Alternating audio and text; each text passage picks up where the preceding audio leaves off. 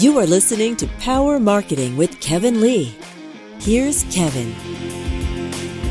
Another thing that's sort of more common in some of the platforms we all have to use than others, which is this balancing between ROI or ROAS and scale, right? And so search, for example, is pretty inelastic. If it's working really great, you can't double your budget and expect to have the same ROAS as you did before because you're up against a pretty tight marketplace. Less so in some of the programmatic categories or in social, but even in social, right? For each incremental 1,000 clicks or 10,000 clicks or million clicks, you're sort of moving away from your perfect audience and into a slightly more imperfect audience, which means you're going to see drops in ROAS or in ROI on the campaign. So when you're having conversations with clients about this, like this is unfamiliar to old school media buyers, right? Because they used to just go and actually get a discount when they bought more TV spots or more radio spots. They're not used to this idea that as we go deeper into the platform, it actually gets more expensive. So is there a way that you've been able to explain that to your clients in a way that, they have that epiphany, they have that aha moment? Yeah. I think at the moment, everything's getting more expensive. Even the initial, the cost per impression is up more than 30% year over year in some of these platforms. And so it's this question comes into play, not even with the incremental dollar, but with the dollar that they last spent. So I think there's a challenge that that people need to do everything you can to reduce it. But at the same time, one area that I don't think enough people dive into is how much more could I possibly spend and achieve a profitable business based on my lifetime value?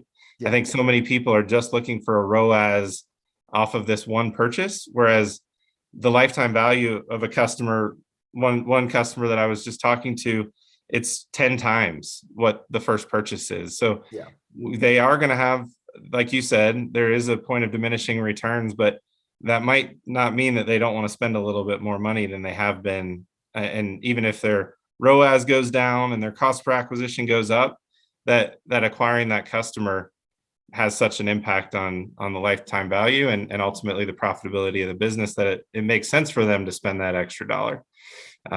So I think scale is definitely and decreasing ROAS is kind of the way of the future at the moment. But I think that doesn't mean that people shouldn't be spending and figuring out like, what is my number? How much should I be able to spend and have it be a profitable relationship?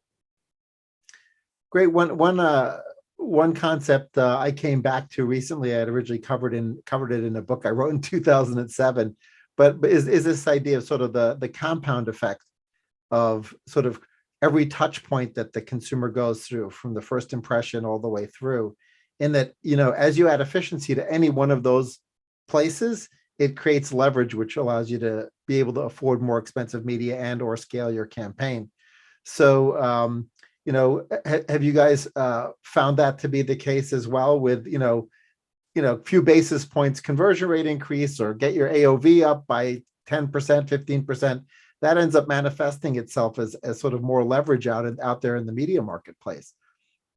Absolutely. Yeah. And I think another aspect that we've looked at in those same ways a lot is if you get a one-time purchaser to make a second purchase, they're far more likely to make a third and a fourth, not even just from a touch point standpoint, but the relationship becomes longer and more sticky and ultimately grows the lifetime value even further. So anything that we can do to acquire a customer that's more likely to make a second purchase is going to only further that. So one of the things that we focus on is if you've got a segment of customers that is very unlikely to come back again, by not spending as much money on them from an acquisition standpoint, you're helping your lifetime value as well. So a lot of times people just go to Facebook and say, give me the lowest possible cost per acquisition. But if that's someone who's not going to come back again, you're doing yourself a disservice. You'd be better off paying a little bit more for somebody who's going to come back again. Kevin Lee's Power Marketing is available on all your favorite podcast networks. Kevin loves helping businesses excel at marketing. Having marketing challenges? Just like Santa in The Miracle on 34th Street, if Kevin can't help you, he'll know someone who can. Find him on LinkedIn, subscribe, or follow.